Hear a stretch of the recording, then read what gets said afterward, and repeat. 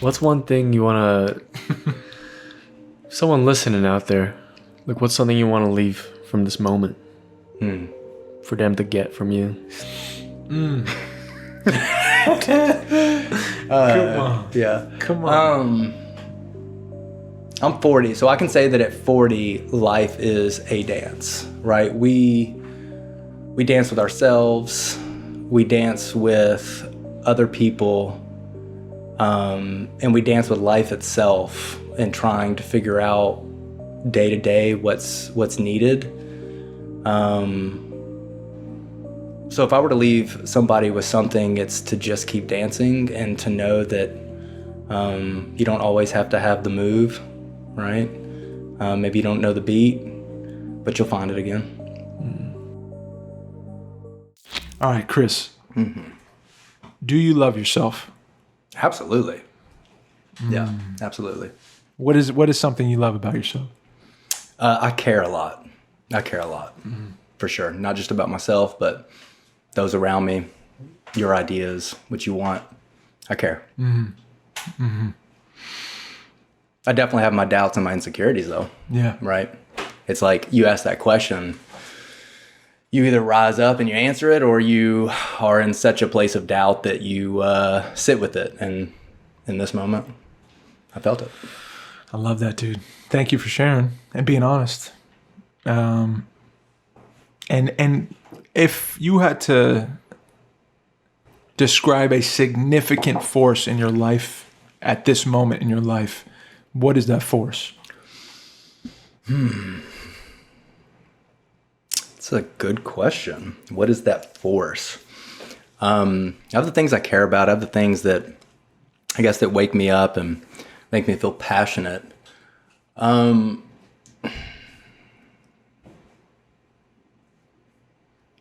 Stability is what really comes to my mind, right? I just want to create, you said earlier for yourself and us talking that, in this phase of your life versus where you were when we met, I feel like I'm in a phase of my life where I understand at 40, because I'm 40 now, turned 40 a couple weeks ago. Happy birthday. Thank you.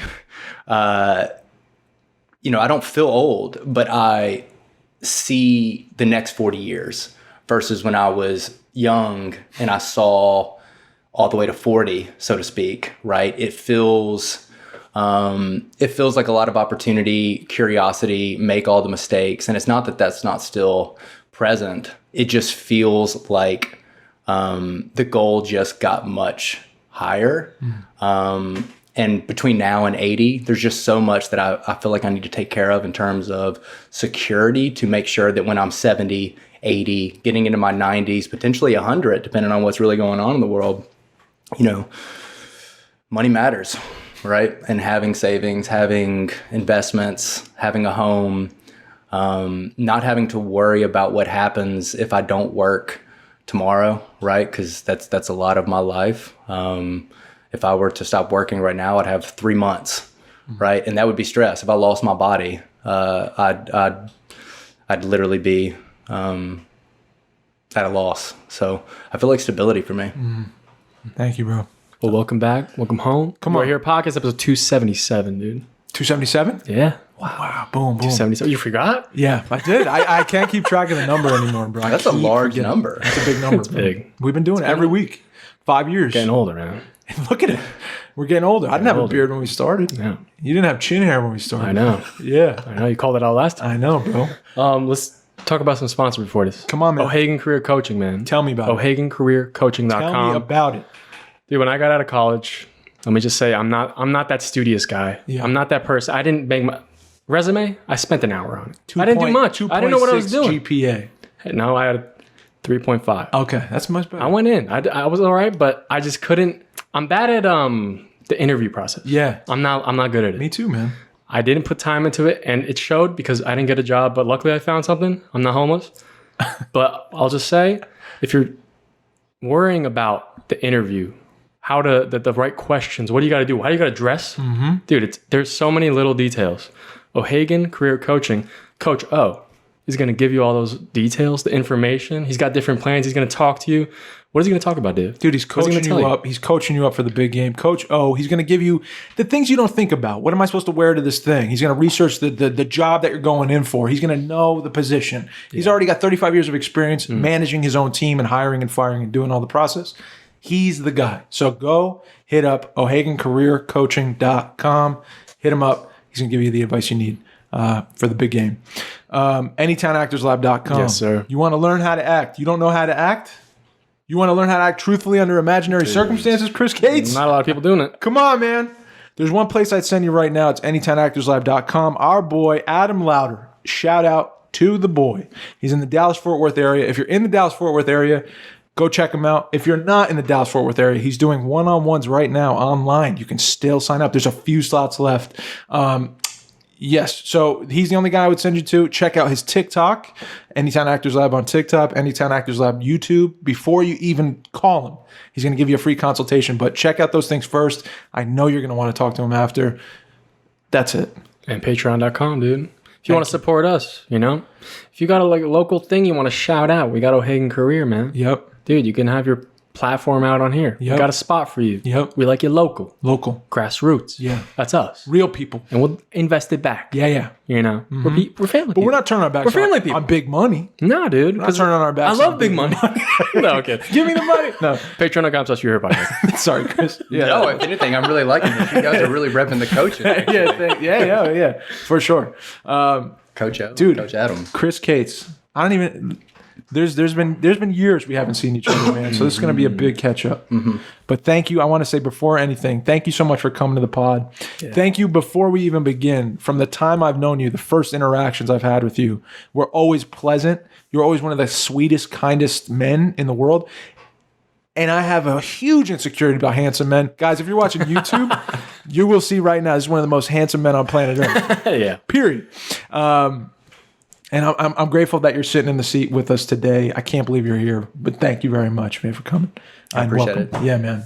How are you feeling, sir, today? I feel good. Yeah. I feel really good. Yeah. Feeling like present, feeling I drove an hour and a half. So I feel extremely good. You're not coming in with any angst from that traffic. No. I haven't sensed any. No. Okay. No, I dropped it and the wine is helping. Okay. All right, sweet. The wine helped. Relaxing, man. So you were speaking about business before we got into this, bro. I realized that, like, you know, we went to acting school together. Dude, this is going to be tough. We met in Playhouse West in Brooklyn. That's where we crossed paths, Around right? 2014. 2015, I came into the fold, and we did a play together. And one of my first memories of us that I still hold on to, I think is one of my favorite memories from that time, was during that play, during Waiting for Lefty. You were working with the opposition, right? There was so many of us against this union, and you were one of Fats, the leader of the union's protectors, right? Yeah, that was the role you took on. You were probably the leader of that protection, I believe. And you were carrying around this like gun. Sure. And we would be under this church and we were preparing or whatever, getting ready for this play.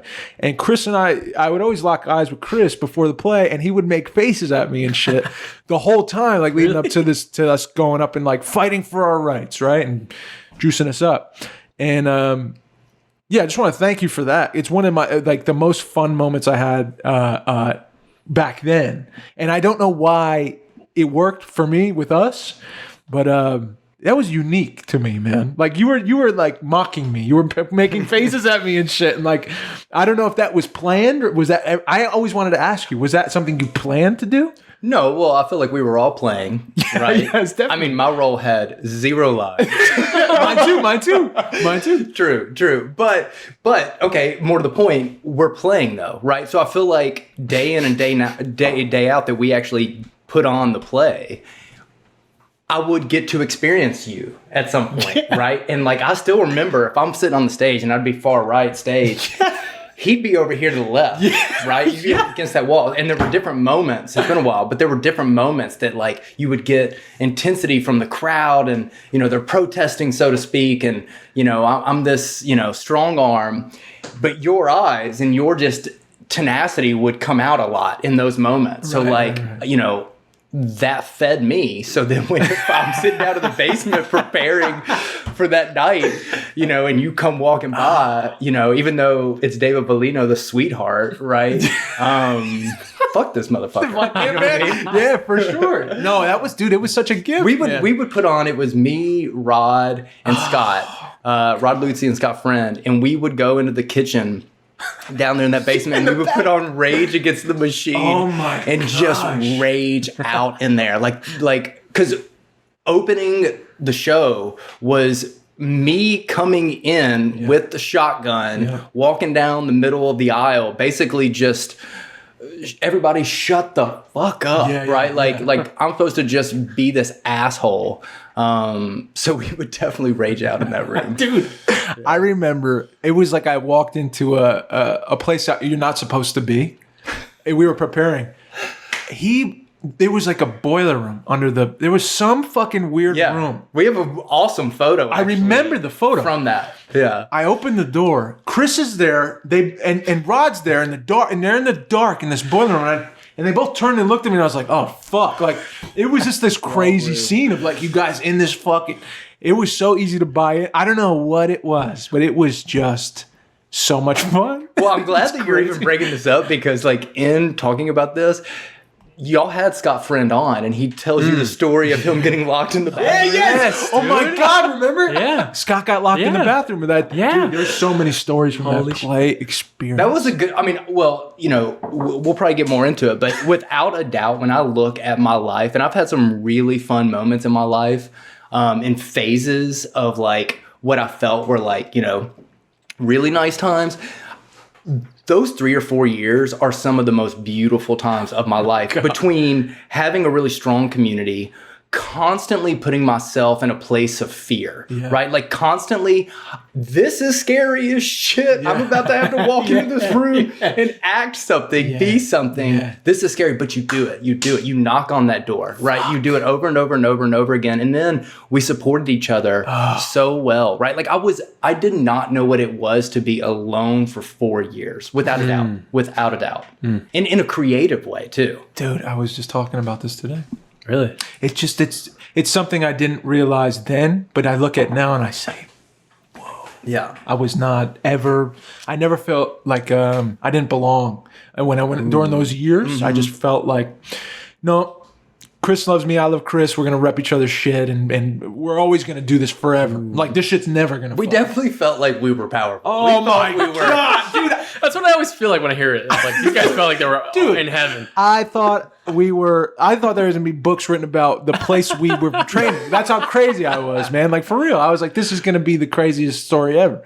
Well, we definitely swallowed the Kool-Aid.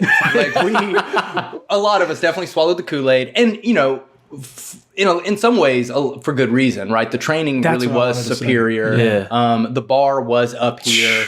I wish we brought the bar down just a little bit sometimes because I feel like we brought the bar so high that I never personally looked down on other people, but I definitely judged other lack thereof techniques, right? And maybe I shouldn't even say it like that, but at the end of the day, we learned a lot of really cool stuff in that place that still serve me. I was going to say, like, what has served you from that time? Oh man! Like, what did you grab and you take with you now? The ability to read people, right? Like, I'm not always in the zone, right? I'm not always really paying attention, but if I'm paying attention, I see 10 steps ahead, right?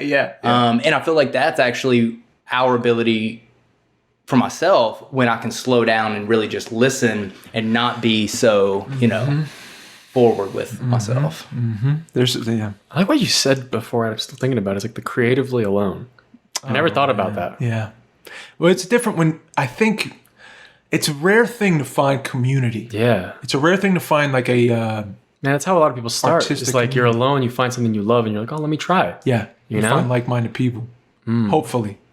Yeah, in a creativity in a way, like as someone that is creative, as someone that works in design and marketing and works with brands and really likes to develop what a customer experience is, right? Like I'm someone that like, it's not just, oh, cool, you got a great product, got a great brand, got a great messaging, cool website, cool everything, right? what does every single touch point feel like as a customer? When I first come in, like if you had a physical store, if I were to come into your store, what's it like to be greeted? What's it like to be taken care of? What's it like, I can't afford this right now. Oh no, I forgot my wallet. Like, what is that next step where you hold it for me feel like? Like, these are the things that matter.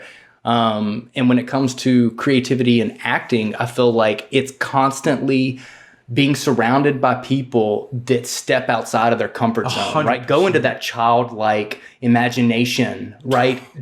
Be this, okay, right? Whereas we are in our normal day, we're not that, right? We're adults. We're really cool. We're really mature. I wouldn't do that. You know, there's a time and a place. And I feel like when you're around, like I watch...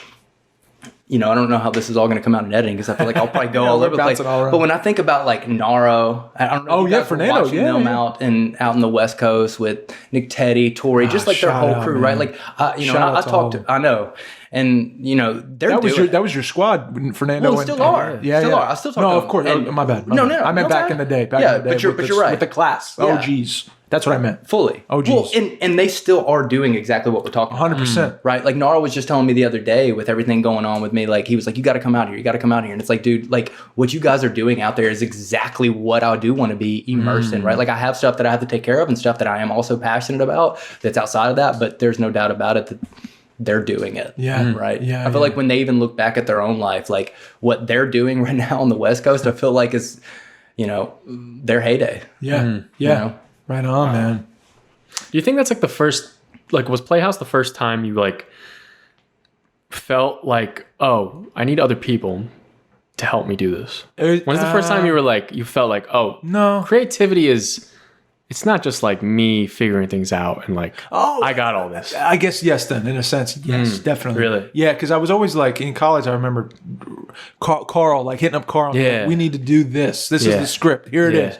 I'll do this. I'll handle this. You fucking do that. So I was always like thinking that way. But then I think Playhouse was the first time. It's like the whole first day you're there. It's like put the attention on the other person. Yeah. And you know, I didn't do that before. And then that was a different... Dude, we got to get that to people earlier, man. What you mean? You know what I mean? Like, we got to get that message out? That message. Oh, that's what Adam's doing right now. Yeah. But I remember the first time that we were in class together. Oh, this was a weird one for me. Chris comes in. Again, I'm insecure as fuck. Still. We're like, I don't know how many months in. Chris comes in and he's like doing an activity. You remember this? No. Dude, your first activity. Took an egg carton. Explodes on the floor, right? Takes his shirt off. And he's got to get it clean for like a specific reason, right? Everything's worked out and he's cleaning. He's got no shirt on. And all the girls are like in the class. I don't know why I'm telling the story, but it was just like, it just was like something that I look back on now and I'm like, man, I had such a fucking problem with that. Like, people who were more beautiful than me. You know, like, I'm sorry, but like, no, but I was just like, we're going to keep circling. No, I mean, dude, I've been working out for months. It was my first opportunity dude, to show off. You look fucking spectacular. I'm kidding.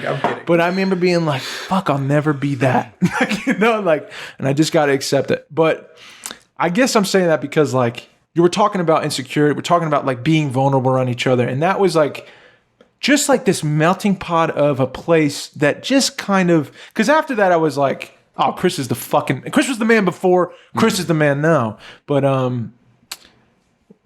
it was just this like melting pot of like personality and like different looking people and sounding people and from different places in the world, and coming together to do Arthur Miller Doors and Activities, working towards this incredible pieces of work. And like, for me, it was a significant part of my life. And I met, and this could be weird, I don't know how you're going to take it, but for me, hey, bro, don't fucking laugh. You just have so many weird things going on. Well, I haven't seen him in years, man. Like, this is like our first time we're chatting and catching up. For me, I look at those people from that place, and like, you were one of those cornerstone people in my eyes that are significant to me. And so when I see you now, it's like a celebrity just walked in the fucking room. For me, significance. Same. That's how I feel. Yeah. But I think of like I fucked up a relationship from that community in like the past 4 years, something like that. Fucked it up. Totally blew it. And it was from like a thing I heard, and then I said, I don't want to be friends anymore. Somebody from that crew? Yes. Okay.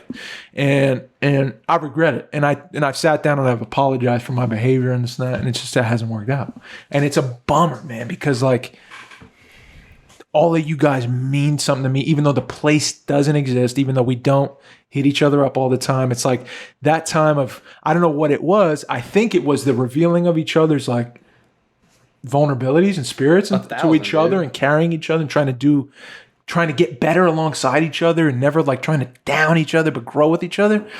I just, it just pointed out to me that there's like these, we're talking about meaning in the school a lot. And I think you guys will always mean something to me, no matter how old, what happened, the one I fucked up. Like, I still love that motherfucker. I would still like, if he needed me now, I'm there. I'm fucking there. Yeah.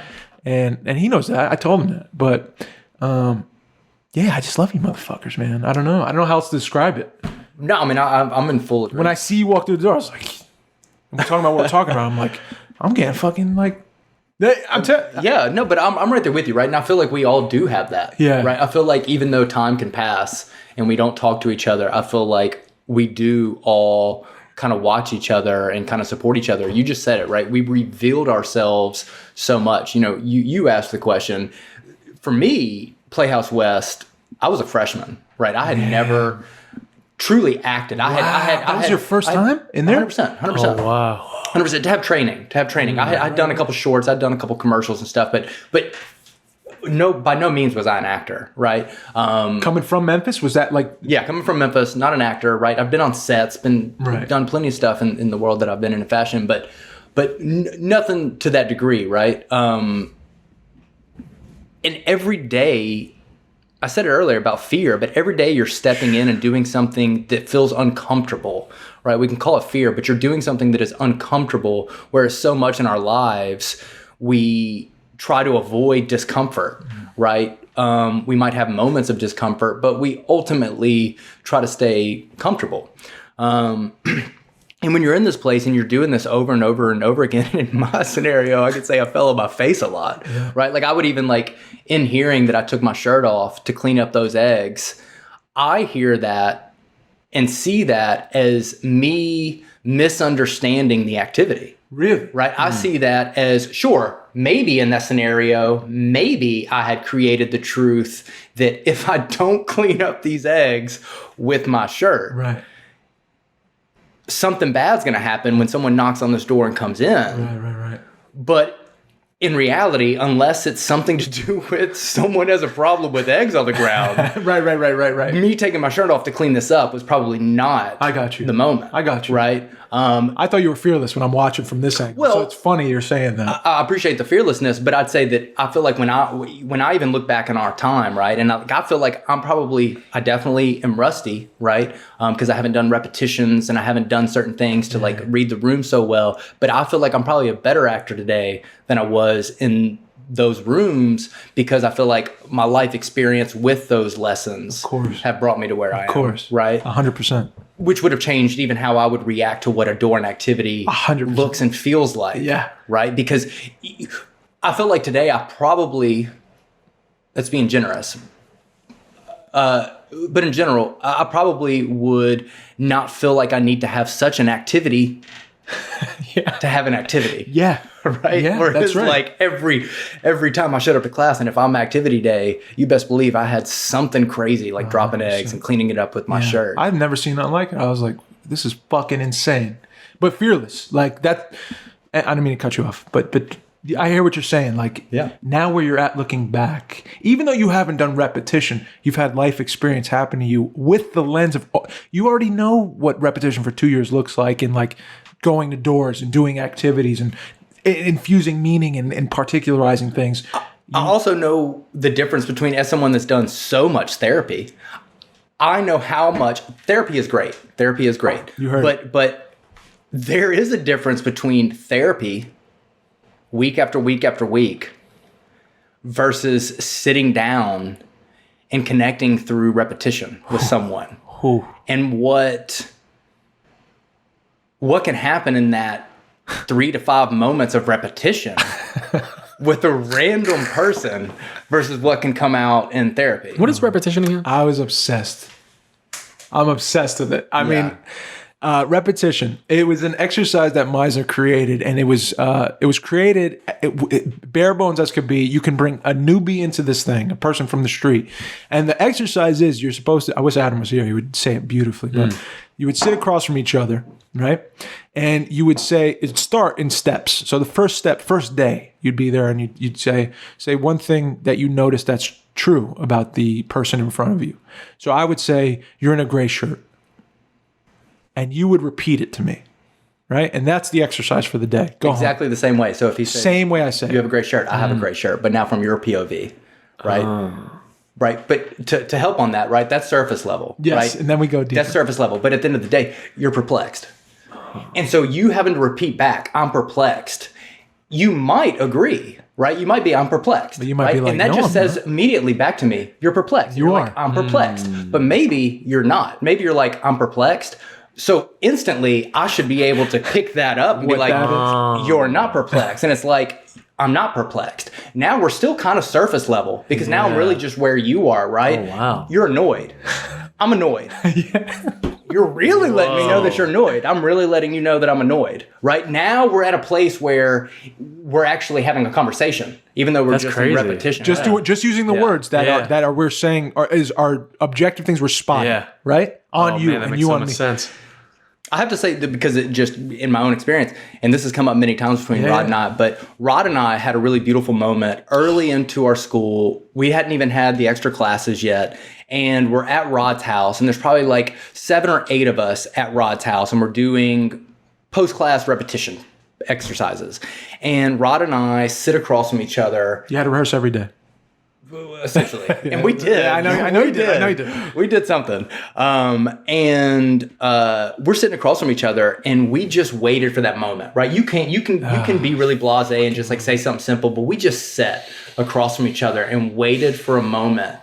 And I don't remember, and I don't think he does either, who started it, but one of us, Scott Friend would probably remember, his memory is crazy, but one of us called out that the other one was not okay in some kind of a way. Wow. And the moment that got called out, whichever one of us called it out, the other one just like, boom, and just tears. Dude. And the other one, both of us, are now in this moment with tears because we both just like came together and were there with each other. And we kept going with repetition, but it only got closer and more vulnerable and more the person essentially being told that I see you're going through something was without being hugged, we were in arms, right? Without actually doing it. And the whole room was just sitting there. And when it ended, it was like, for me, someone that was a freshman in this, it was like, that's it. Like, oh, this is why. Like, you know what I mean? Like, we just skipped so much bullshit to find out what that other person's going through, right? And I feel like that, when you even think about like the techniques and theater and acting and what it can do by being that creative and that free, so to speak, when we're able to bring that into our lives, I mean, I feel like Jim Perrick said it at one point that like this class is not therapy. I feel like when I look back on it, it was therapy. Like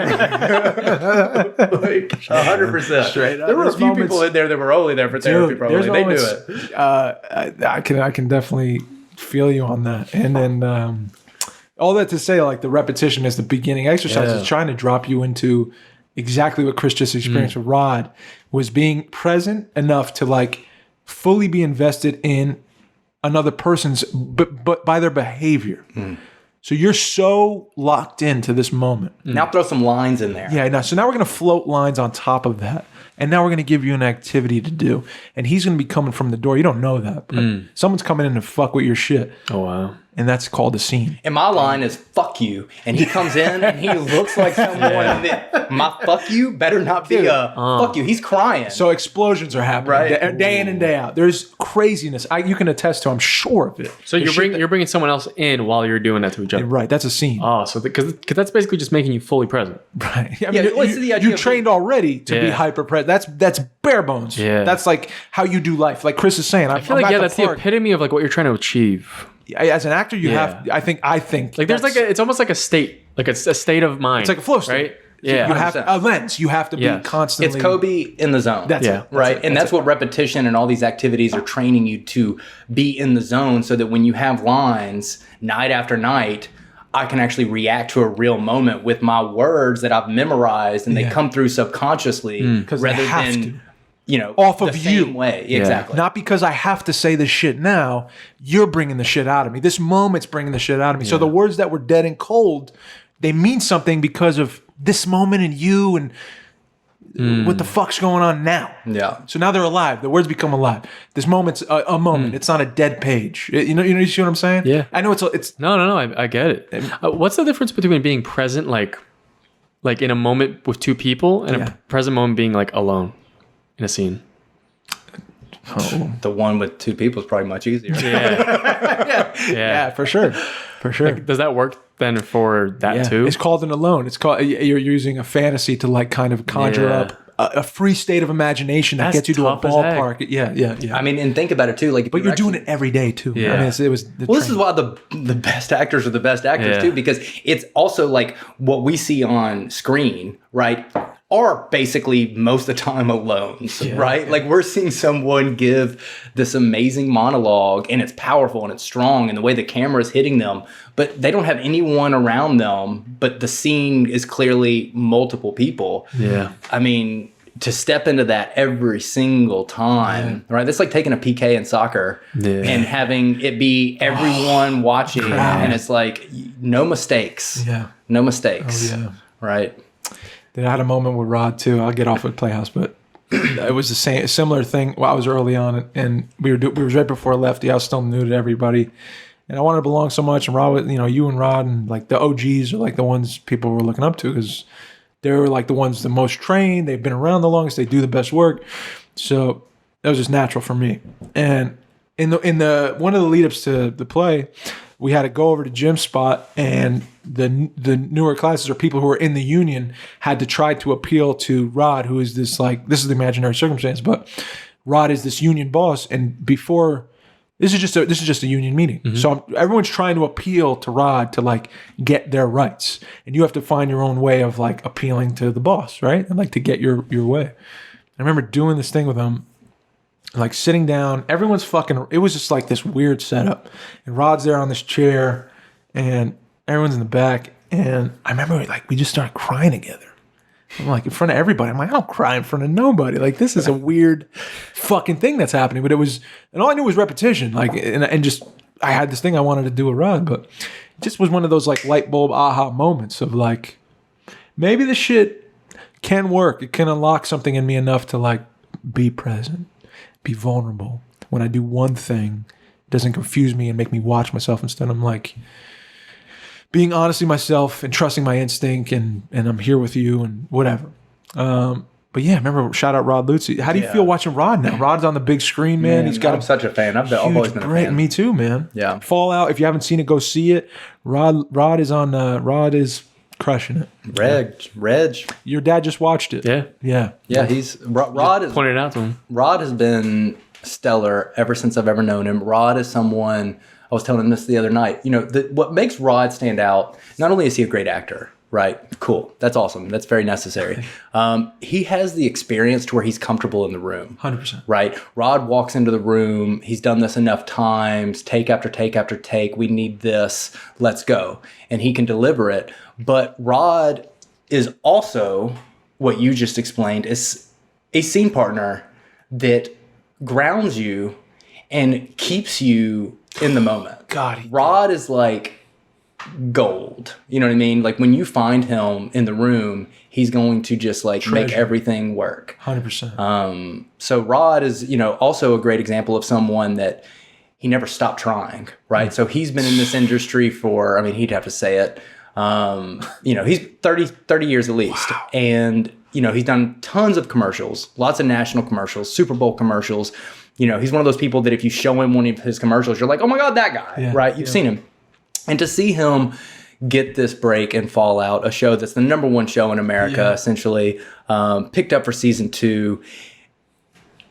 When you usually hear of a friend that's on a show, right, and it's not someone that already has star power like a Perrick or something like that, you have an expectation that, cool, they got on the show. I can't wait to watch it. You start to watch the scenes and you anticipate a sense of they're not edited into the show as much as we wish. Hoped. That didn't happen with Fallout, right? With Rod, when you see these scenes and you see Reg have a moment, the camera pans to him. And keep in mind, his scene partner is the dude from Severance, right? I don't know that actor's name, but like somebody that from so many movies. And like the camera's like zooming in on both of them and then boop to Rod, right? And it's just cool to see someone deserve it. And at the same time, they've been at it forever, and that's what it takes, right? That's what it takes. It does. It takes not giving up. Yeah, man.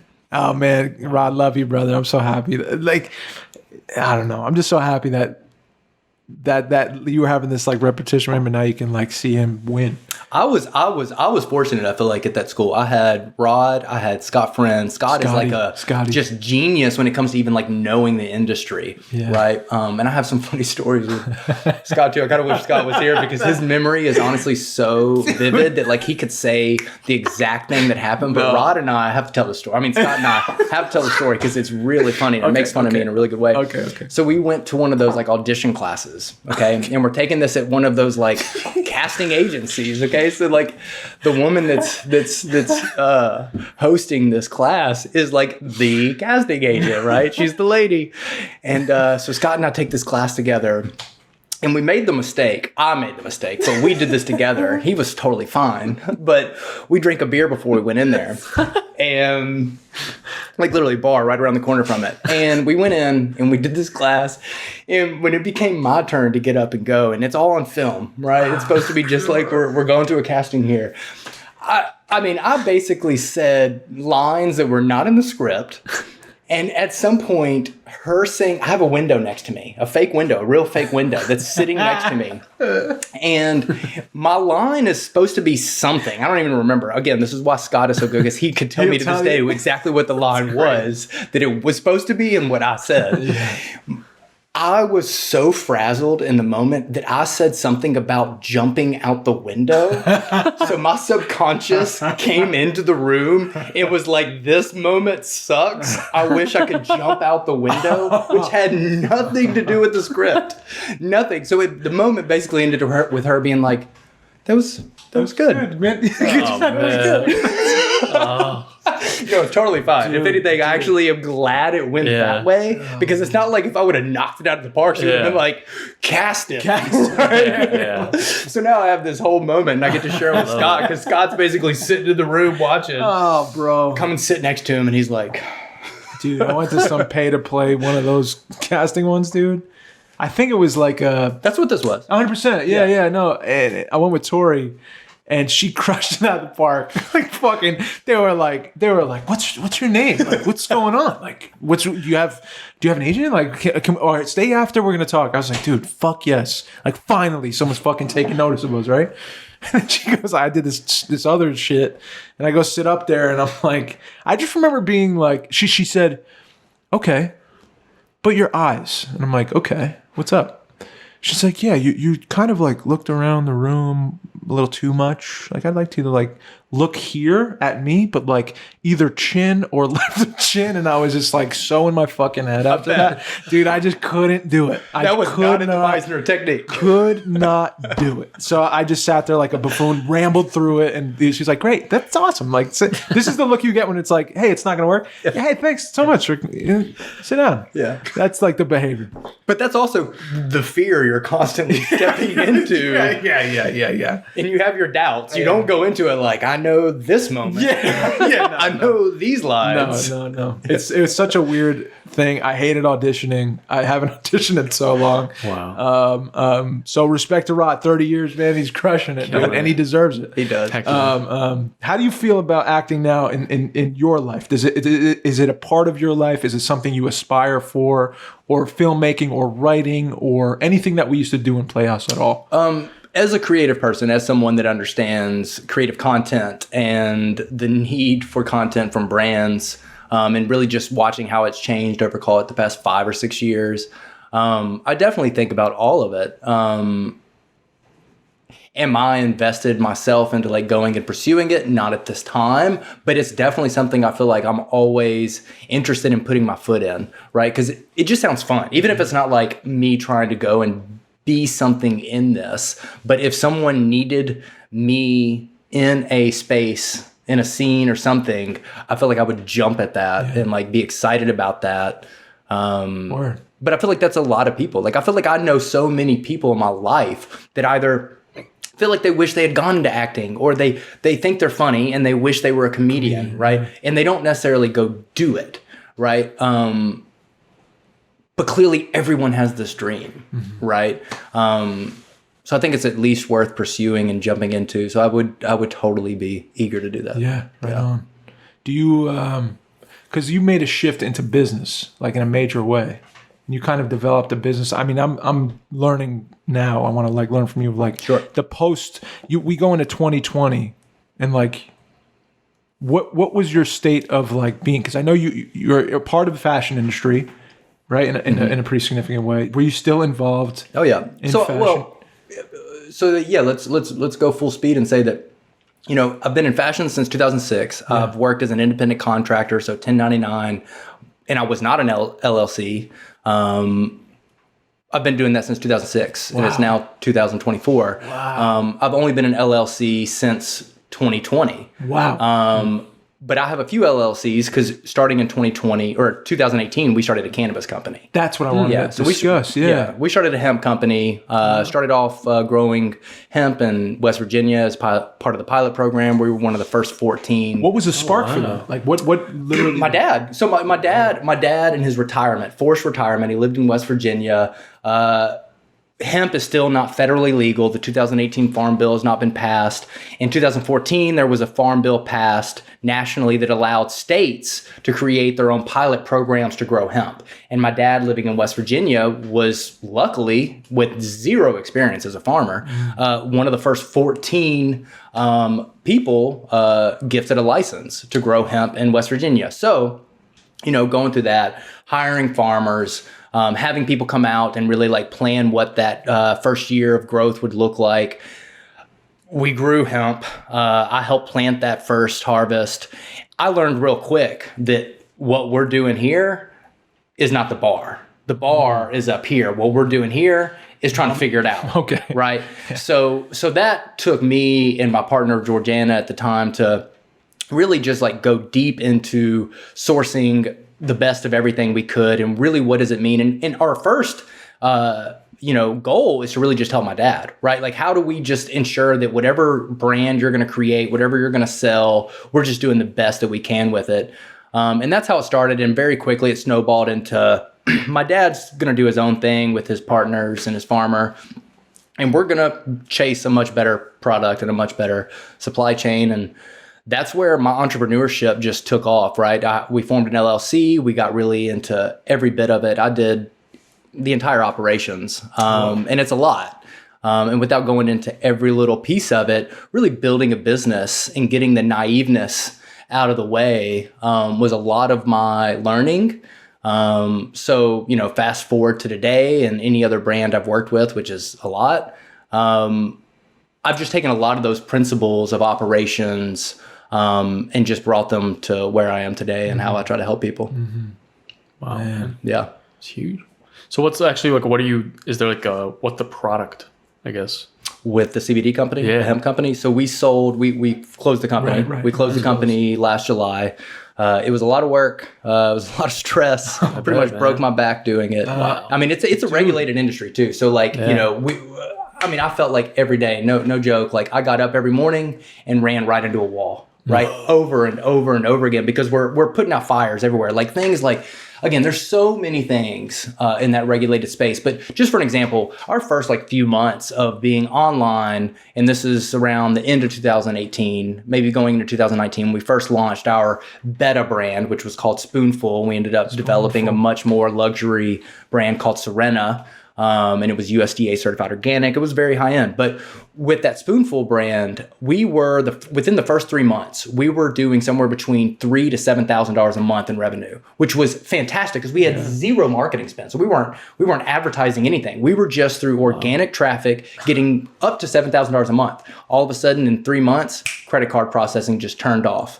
And that's because someone within that merchant processing somewhere in the country was selling real weed under a hemp license. Come on. So Avalon, and because it's still gray area, the 2018 Farm Bill still hasn't even been passed yet. So it's still not even federally legal to do this, but it is statewide. So long story short, this credit card processor nationwide closed all accounts unless you were doing $100,000 a month in revenue. So we went like 7 months without even a credit card processor, right? And we're a business. How are you doing exchanges and things? We were having to do Venmo, we were doing like, we had like a check process where you could like digitally do a check. Again, these were like the only options. These were the only, it's not like we had other options. These were the only options.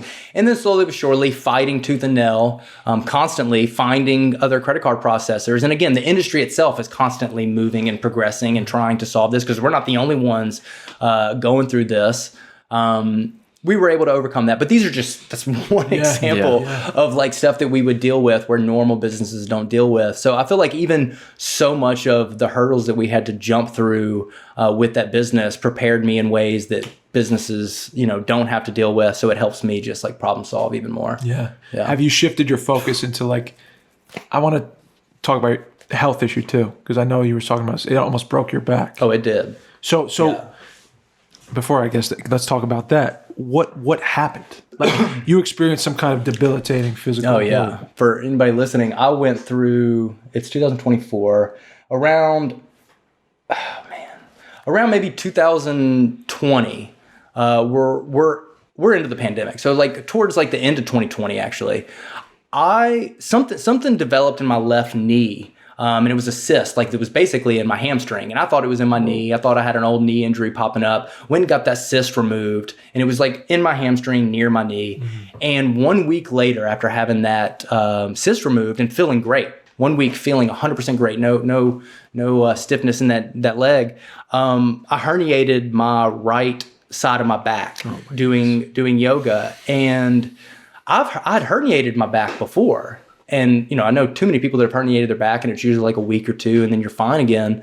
That did not happen with this. It went I still in some ways are dealing with it, but ultimately I carried this for 2.5 years and had 3 herniations in that same period.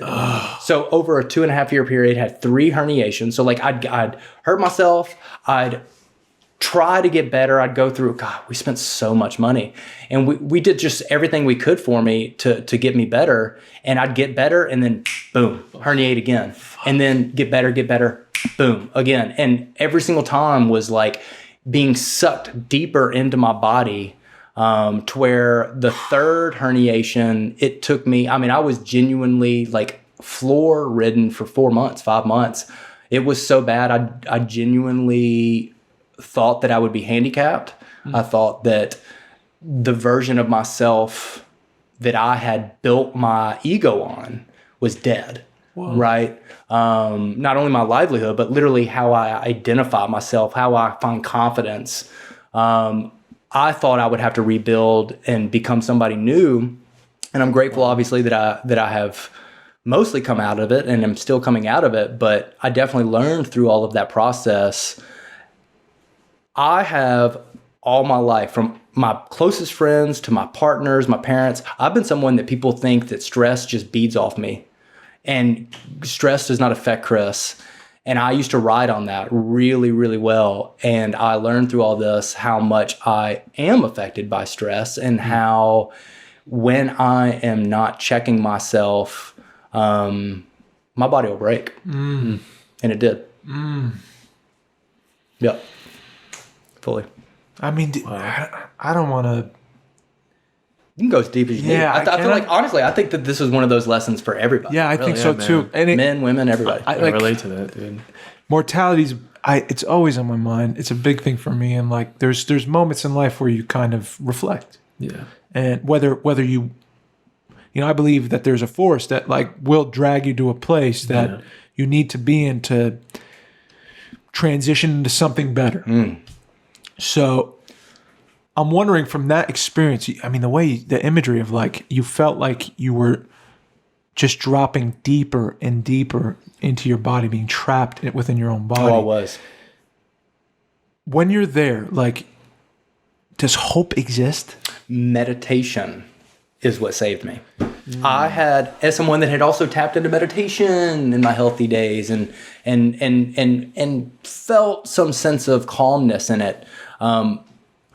Meditation was genuinely the only place that I could find a sense of pain-free.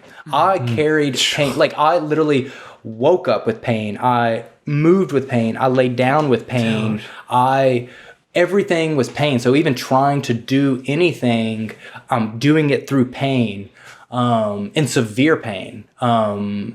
Literally why I felt like I was disabled and that I would become disabled and continue to be disabled. I was already having the conversation with my partner at the time that maybe she should start thinking about other things. Because again, I didn't want to hold somebody back.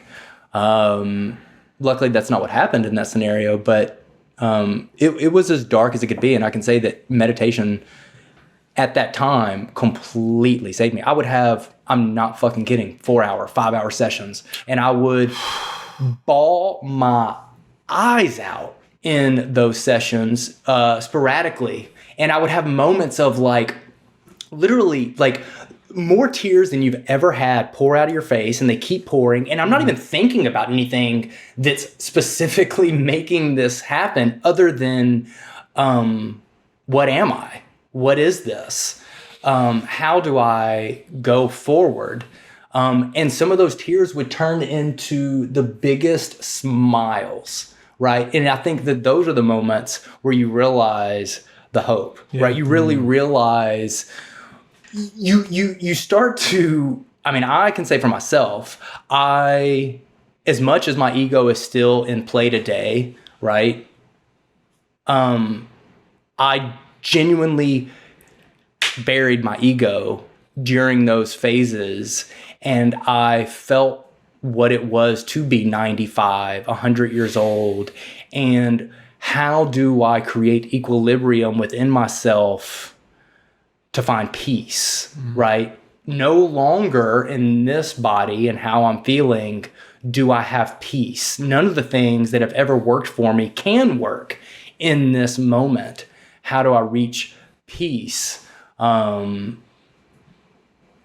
I mean, all I can say is that it can be found. And I feel like when you find that peace in that struggle, that's when you really realize that no matter what life throws at us, and it continues to throw stuff at us, I can say that personally, you learn to ride it a little better because now you have tools to help you, rather than saying, I'm strong, I can overcome this, this is nothing. Instead, I feel like I lean into it and I say, what do I need to do, right? What do I need right now? I think that's the difference. Damn. I've been thinking about health a lot lately too. Especially my father had like a surgery recently. Back surgery. That's was when I started losing weight, man. Because it's like, that's the point that made me think. Because like, I don't know, our family, Wiki family, it's like, my parents are both immigrants. Like, they made a life here from nothing. Like, and all they knew was like 2 jobs, working, starting a family, working anyway, and like making it happen, and like, and I've still been doing that his whole life. And then he got this surgery where health hit him, because he didn't have a chance to just chill and how old is your dad? Not think about it. 50, a little more than 50, but basically like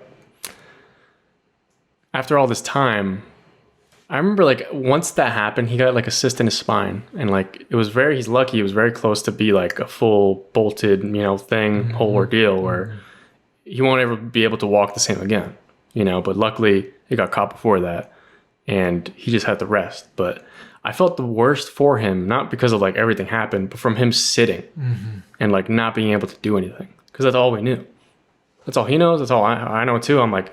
And then the next day I just went to the gym and I haven't stopped going. Because I'm like, I got to fix everything and get on top of everything. Yeah. Because I'm the kind of guy that's like, I don't go to the doctor for like 10 years. Yeah. You know what I mean? Like, that's my thing. So, I don't know. Everyone listening, man, you got to get back on that, Take care of yourself because you're not going to be like this forever. No. That's I mean, what a perspective, though. Yeah, man. Like, when it does go down, when your body, because inevitably all of our bodies. I don't know what I would do. Well, I mean, if I'm in your position, but it's going to happen in some form, in some way, right? All of our bodies do tap at some point. It doesn't mean you have to stay there. Like in Chris's situation, things are working in such a way, as of now, where like there's improvement. Things change. You're getting quality of life back. Yeah. And you're trusting your body more. Probably. I see you on the bike, like so you taking walks and like you're fit. You're in good shape. It's just I've been out of my gym closed 2 weeks ago. I'm losing my fucking mind. Yeah, my boxing see gym. that? I'm losing my mind. I'm running every day just trying to like It closed down? Close down. Oh man. So I got to find a new gym. It's okay. I'll figure it out. But like Feel bad for that's my little form of I can't do what I like to do with my body now. Yeah. In a different way, like I know it's all relative, but like If anything, I'd say it's good because it's given you a curveball and it's made you find the other solutions. Yeah, I right. guess Because so. it's so easy for us to be like, oh, I've got my gym and I go to my gym. Comfortable. The gym's closed today. Can't go to the gym. Don't work out. Yeah. Right. Whereas at the end of the day, you've got a floor. You've got That's your right. body. That's right. You can I definitely got streets outside I can run. You can do anything and everything true. you need to do. Yeah. Punch Mike. Yeah. Yeah. I'm right here, man. Mike's here for it. I just told you that you could put a bag in the Yeah, backyard. no, I appreciate it, man. No, I'm gonna figure it out. But get you're a right. boxing Like bag. sometimes life is inevitably gonna throw these weird curveballs at us, and sometimes you're gonna deal with pain, real pain, physical pain. Sometimes it's gonna be emotional pain. Sometimes it's gonna be some kind of like loss. Yeah. Period. And you just have to adapt in some form. I think of it as like it's like getting ALS, right? Oof. And you obviously ALS is a spectrum, and there's so many ways that people can be affected by it, and it's not all the same. But the idea of losing your body and your mind, for the most part, is still sound. I mean, that's the experience, right? And like, really, what is it to go through that? And it's layered, and it's tough, right? But I feel like that's also a reality, and I feel like we're blessed if we're able to get tastes of that. I felt what it feels like to be 95, but I got to also feel what it's like to come out of it, right? And have that perspective, and I'm going to carry that for the rest of my life. Your rest of your life. Oh, 100%. Like I now, like when I elderly people in general have always been, for most of us, right, something we see, we think about, but we also kind of ride above it a little bit, right? We hear something, we get some kind of tip from them, and it's like, cool, but it's easy to not really think about it because it's, already back over here. I don't see that anymore now, right? Like I feel like I don't think 80 and 90 looks as good as I thought it once looked if I don't put work into it. You know what I mean?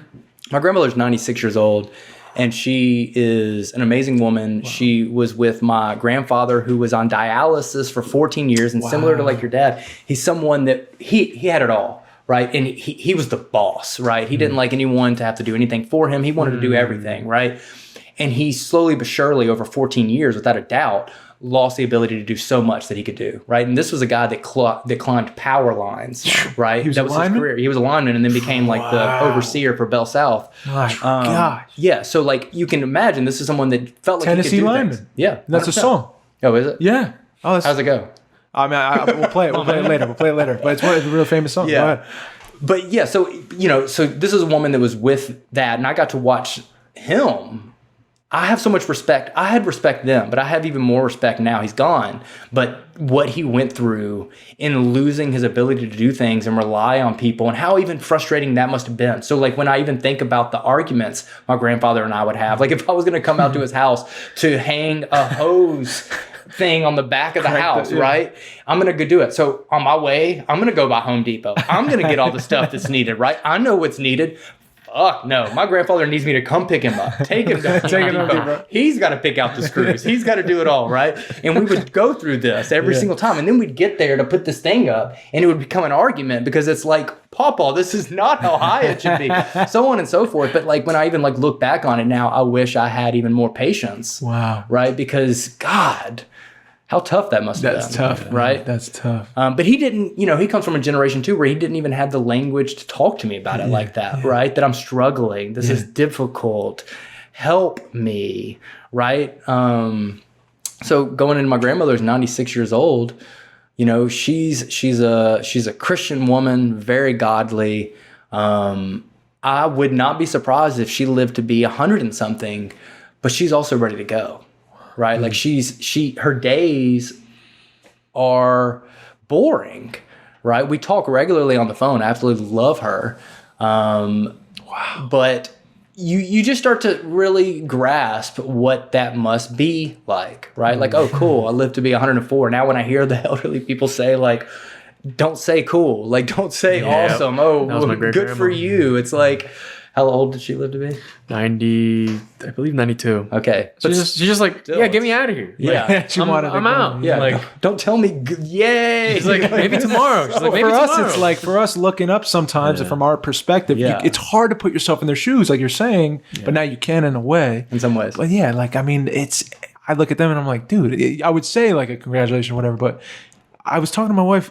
You see a TikTok or something, you see like this couple, and they're like, there's a song playing behind it. It's like this when they're kids, and then you cut to it, and there's like one in a hospital bed, and the old man's like holding their hand, like just about to go, and we're crying our fucking eyes out of this little TikTok thing, and I'm like thinking, they had a whole fucking life together, and we're getting it in this flash, so it's emotional, but I'm like, imagine a whole life lived, like it's a different angle of looking at it. And I guess when you're older and you're looking down, or not down at, but at your entire life spread out before you, it's like there's probably like, I don't have any energy.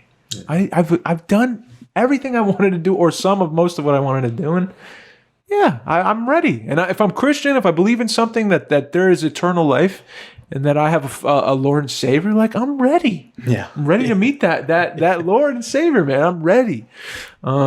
I can't wrap my head around it fully now. I'm working on it, but like... No, well, I think it's also good to have, distance from that, right? Like we're not built to... I need to hear this. Embrace that. Please talk to me. Feel that in our 30s and 40s, right? Like we should have respect and awareness, but we should also be able to enjoy these moments. Yes. Right? Yeah, you're right, dude. I'm like sitting there like just fucking sad thinking about mortality. No, I think it's good. I think it's like doing a fantasy. It's like putting yourself in someone else's shoes. But you can get stuck in that way of living 100%. For a little too long, and you're going to miss it all. How do you feel about loss, man? When you go through loss, now I know as I get older, I just lost my grandpa last year. It does something, and I was there with him the whole time, and thank God I got to spend months with him during the whole process. So I was there for all of it, and I don't feel like I missed out.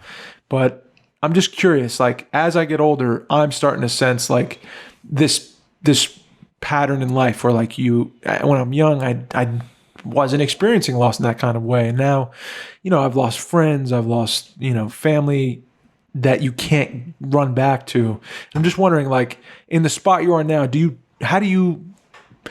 if you've experienced that loss, like, and you said you have, like, how does that wash over you? How do you process that kind of thing? And what does it mean to you now? Like, I think it depends on the scenario. Like when my grandmother goes, I'm obviously going to be very sad, but I'm also going to be very happy, right? Like I feel like when I speak at her funeral and say a prayer from the book that she would appreciate, and even though I'm not even religious, I feel like she'll be with me in that moment, right? So it's not lost, yet I can still look at the life of my grandmother and have some happiness and be really proud that I was able to have that with her. So I feel like it's changed.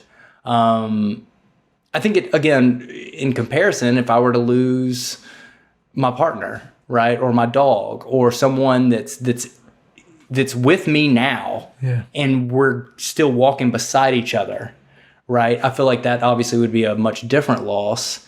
I saw a post today on Instagram. I didn't even know the gentleman, but he posted a photo of him or video of him and his mom in the hospital from a year ago. And she's clearly going through chemo, and it's been a year since she's passed. That's like his description. And his whole description is about how, even though it's been a year, it feels like it's been a few weeks, and his life is difficult. Like, life without you is genuinely difficult. And he lists all the ways really articulately.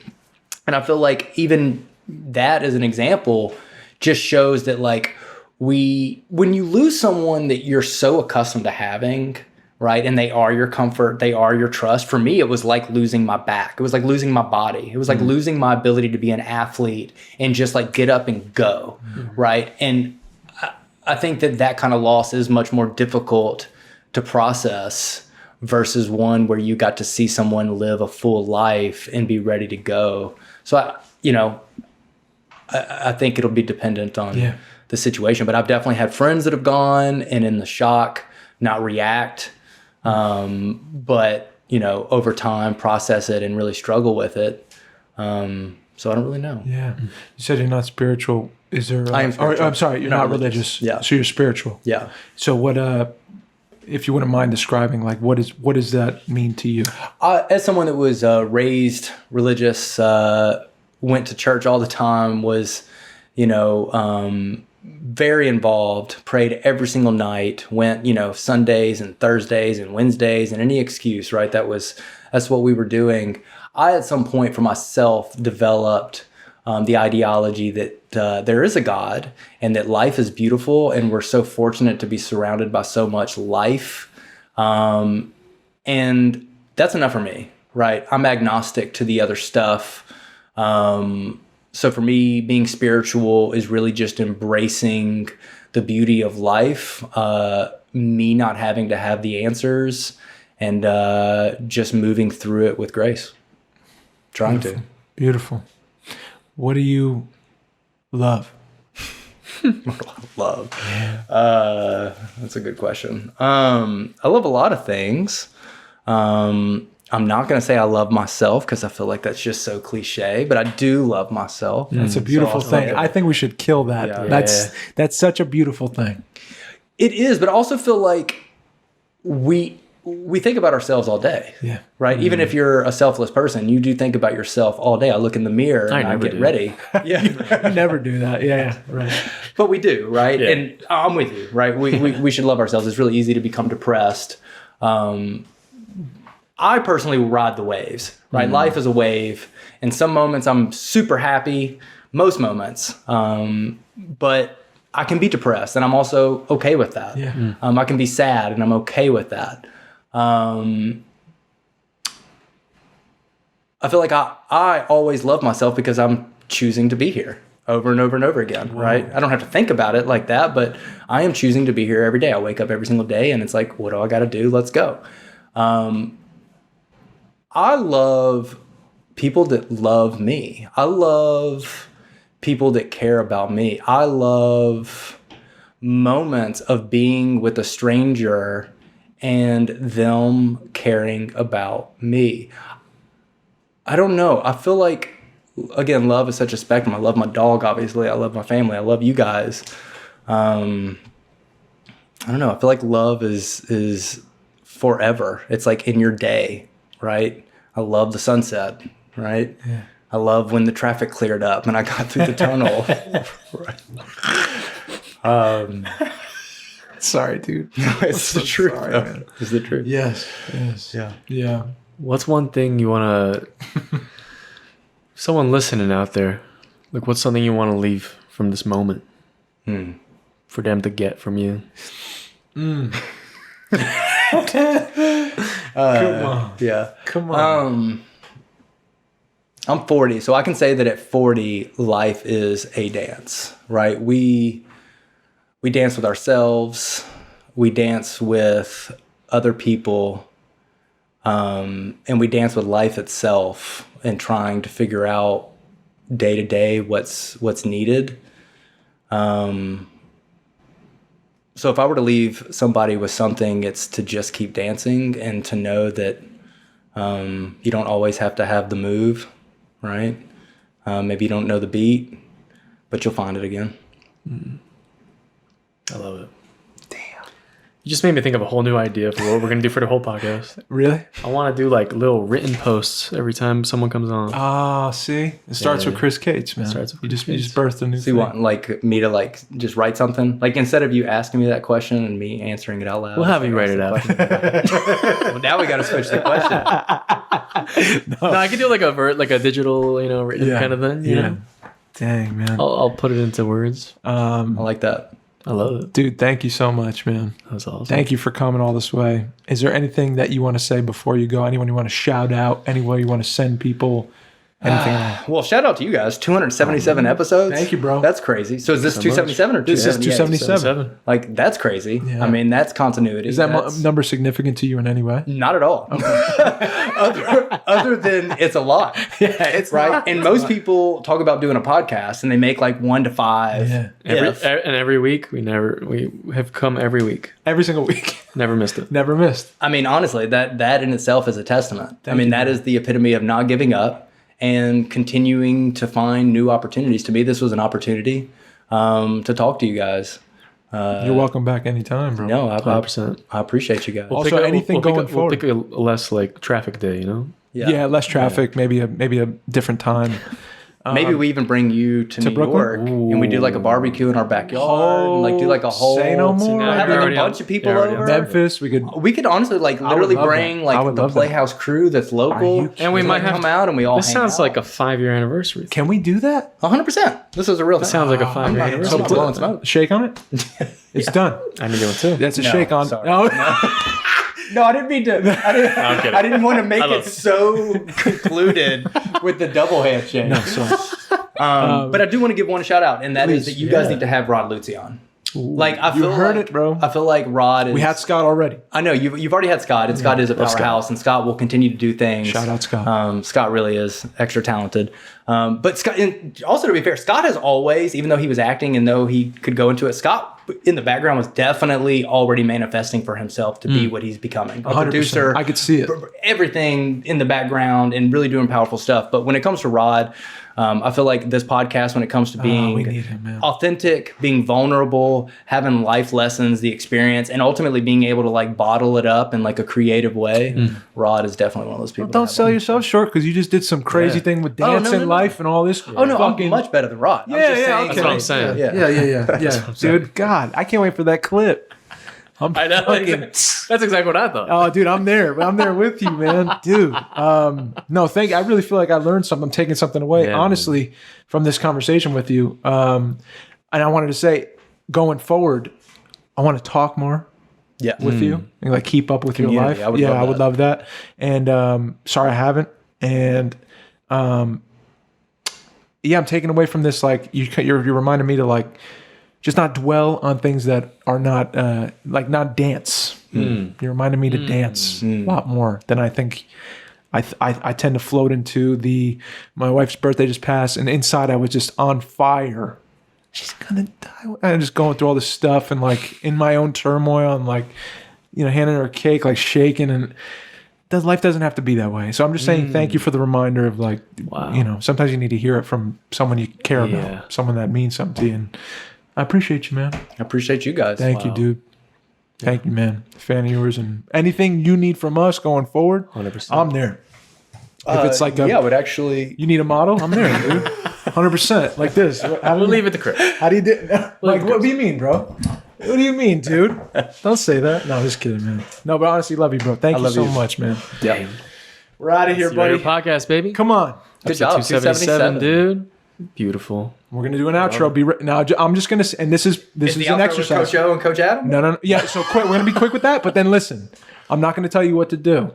You have to be on your toes for this. This is a testament. Okay. So just be here with me, okay? I'll just. Here we go. Coach O. Coach O, O'HaganCareerCoaching.com. I'm looking at both cameras because we know we're locked in. We're ready. Yep. We know what we're doing. I'm making more work for myself by switching cameras. Yeah. I shouldn't do that. Do it. But I'm doing it anyway. Yeah. Coach O, dude, if you're getting a job, the only way you're going to know what to do, because it's a game. It's a sport. There's way more than you think. And you're on a clock. They don't have all day to No. talk to you. Hey, competition-wise, you got the whole world. I heard it's within the first 5 seconds of walking in the room, they know what they're doing. So you and better every know. room I've walked into, you go, "Burn."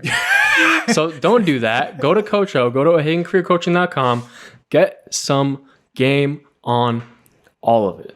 Yes. He knows what he's doing. He's got 35 years of experience. He's been in the game. Yep. He went from doing it all, climbing the ranks all the way to the top, showing you now he's going to give it back. Show you what to do. That's right. He's got one-on-ones. He's doing mock interviews. He's telling you the questions, what to do, things you're not even thinking about, how you're dressed. Give him different angles, man. Dude, because I have no clue what to do, but he knows. So go to O'HaganCareerCoaching.com and get on there, and you're going to get set for that big day, the big interview. Bang, bang.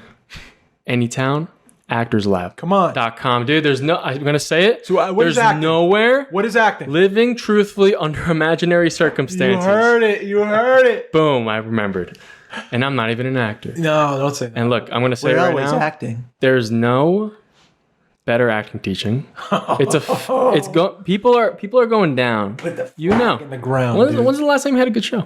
Except for Fallout and our boy Rob. Yeah. I took Adam's class before I came on this podcast. See? Today, and it's definitely improved my Come on, ability. man. Come on, man. I mean, we got a testimony right over here. Bang. So if you're trying to learn, if you're trying to just see what's going on, you can go free right now. There's a free consultation if you go on the website. You're going to speak to the man himself. To the man himself. He's in the Dallas-Fort Worth, Texas area. Come on, man. If you're in Also a Texas, sweetheart. And he's a oh, sweetie and pie. he's, But he doesn't want us to say it, Chris. and you know everyone. He doesn't want that to be out there. We'll be real. He's trying to be with his jawline and everything. He's trying to get guy. that. Yeah, he's got a mustache now. It's different ballgame. We're talking about a different guy. Free TikTok. He's tough. Start learning for free. AnytimeActorsLab.com and also patreon.com/YourHeroPodcast. You can support us, throw us something. If you're trying to sponsor, if you want us to shout out something you're working on, a business, anything local. We love supporting, helping out. Check out our email if you want to reach out to us for the Yeah, sponsorship. dude. 100%. It's in the description. Thank you so much, guys. I love you guys both. Thank you so much for coming. Love you, buddy. Thank you. Appreciate it. And we're Pound it. back for another one. We got this. Keep living life. Keep killing it. Keep dancing. Keep dancing. My name is Mike and I'm signing out. My name's Dave. I love y'all. Please be kind to yourself. Please be kind to one another. This is Chris Cates. Thanks, guys. Yes! Now I gotta